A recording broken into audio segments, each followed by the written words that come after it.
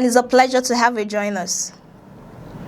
Nigeria may be moving closer than ever to one of the most debated security reforms in its modern history. In a development that could significantly reshape the country's security architecture, all 36 state governors have once again shown their weight behind the creation of state police, arguing that the current security challenges facing the nation require bold and far-reaching solutions. The governors, operating under the umbrella of the Nigeria Governors Forum, NGF, made their position clear at a high-level meeting in Abuja. Their message was simple but powerful. Nigeria needs a state police structure that is constitutionally sound, consistent with the principles of federalism, and capable of protecting the rights of citizens while improving security at the grassroots levels. There's a national consensus on the establishment of a state police. I don't think there is any debate on that. It is something that the president has wanted and has been talking about for some time, since last year. And he will be giving a full report on this meeting and the outcome of this meeting. The renewed push comes at a time when insecurity continues to dominate national conversations. Across different parts of the country, communities are battling terrorism, banditry, kidnapping, armed robbery, and violent criminal activities. Despite effort by federal security agencies, many Nigerians believe the current policing structure is overstretched and struggling to effectively respond to security threats in every corner of the nation. For years, advocates of state police have argued that governors, who are officially referred to as chief security officers of their states, often lack direct operational control over police personnel deployed within their jurisdictions. This situation has led to repeated calls for a decentralized policing system that would allow states to establish and manage their own police formations while still operating within a national legal framework. At the conclusion of their latest meeting, the governors revealed that they had received detailed presentations from legal experts, state attorney generals, and the Nigeria Governors Forum Secretariat regarding ongoing efforts to establish state police. The discussions focused on proposed constitutional amendments and legal frameworks that would provide a strong foundation for the new security arrangements. What appears to have changed in recent months is the growing determination among governors to move beyond discussions and push for practical implementation. According to the forum, extensive consultations are already underway to ensure that any future state police system contains safeguards against abuse while remaining accountable to democratic institutions and the rule of law. The governor stressed that state police must not become a tool for political intimidation or abuse of power. Instead, they insist the structure must be built on constitutional guarantees that protect citizens' rights and ensure professionalism, accountability, and transparency. This concern has often been one of the strongest arguments raised by critics who fear that state-controlled police forces could be misused by political leaders against opponents.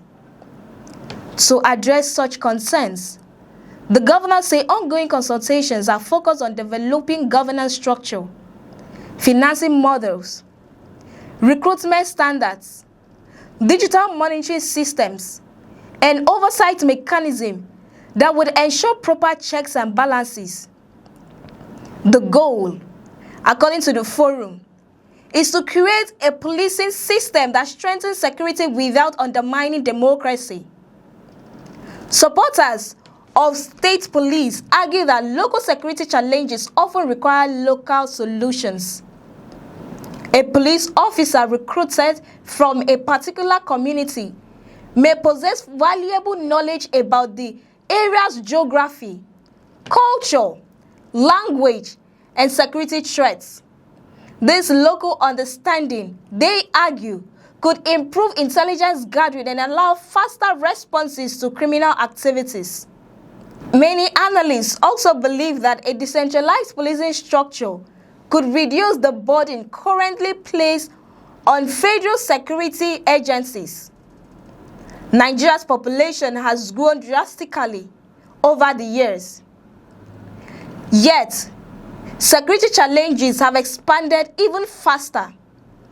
The result is a situation where many communities feel underserved and vulnerable despite the efforts of security personnel. The governor's renewed endorsement of state police is therefore being viewed by many observers as a major milestone in the ongoing debate over security reform. While constitutional amendments and legislative processes still lie ahead, the unified position adopted by all 36 governors signals growing political momentum behind the proposal. However, the discussions did not stop with security. The governors also examined several major national development initiatives aimed at addressing economic growth, power generation, agriculture, and child welfare. One of the key presentations focused on the National Solar Super Grid Initiative, a proposal designed to expand electricity access across Nigeria through large-scale solar energy generation linked to a national transmission network. The governors expressed strong interest in the project, describing it as a potential game changer for industrialization, economic growth, and energy security. Reliable electricity remains one of the biggest challenges facing businesses and households across the country. And many state governments see alternative energy solutions as critical to future development. The forum also reaffirmed its commitment to improving nutrition outcomes across Nigeria, particularly among children.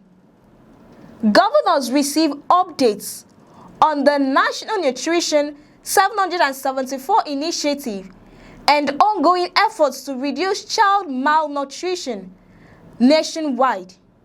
They stressed that the importance of stronger coordination between health, education, sanitation, and social protection programs to ensure better outcomes for vulnerable populations. In addition, discussions were held with development partners, including representatives of the World Bank, regarding agricultural development and strategies aimed at improving food security. Governors expressed support for programs designed to boost agricultural productivity, strengthen value chains, and encourage private sector involvement in the agricultural sector. Despite these broader discussions, it was the issue of state police that captured the most attention. For many Nigerians, the question is no longer whether security reforms are necessary, but whether the political will exists to implement them effectively.